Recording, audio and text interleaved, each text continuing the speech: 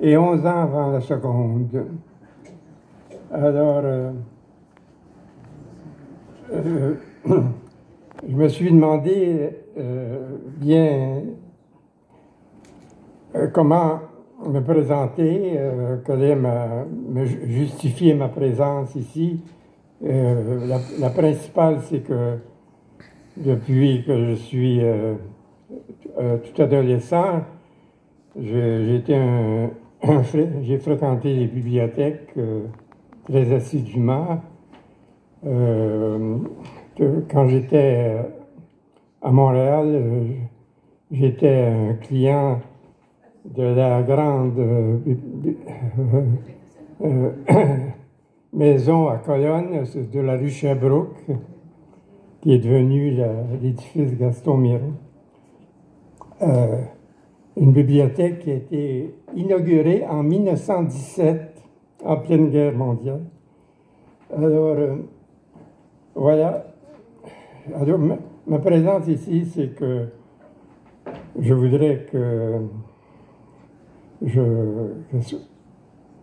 qu'on y célèbre la poésie qui m'est venue tout naturellement comme forme d'expression.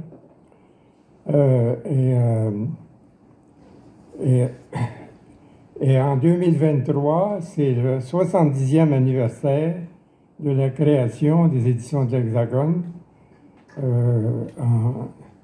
Alors, moi, j'ai connu Gaston Miron dans un tramway.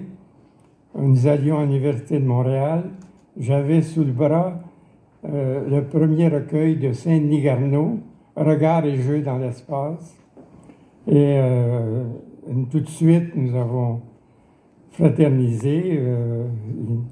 Gaston connaissait assez peu les poètes du moment.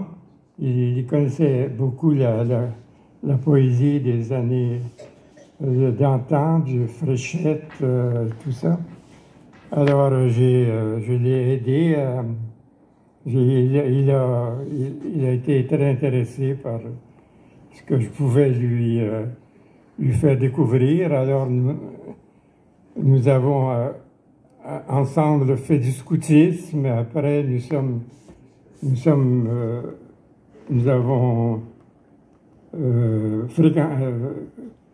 il y a eu l'aventure de l'Ordre de Bon Temps, un mouvement de loisirs qui était axé sur les chants, les danses et les chants folkloriques. Alors, on organisait des soirées, on dansait énormément et tout ça, puis on chantait.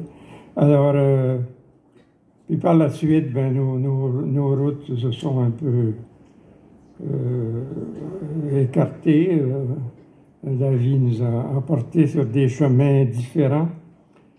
Alors, voilà. Alors, je voudrais que ce soir, que ma présence soit une invitation à entrer dans le monde de la poésie. J'ai fait imprimer plusieurs poèmes.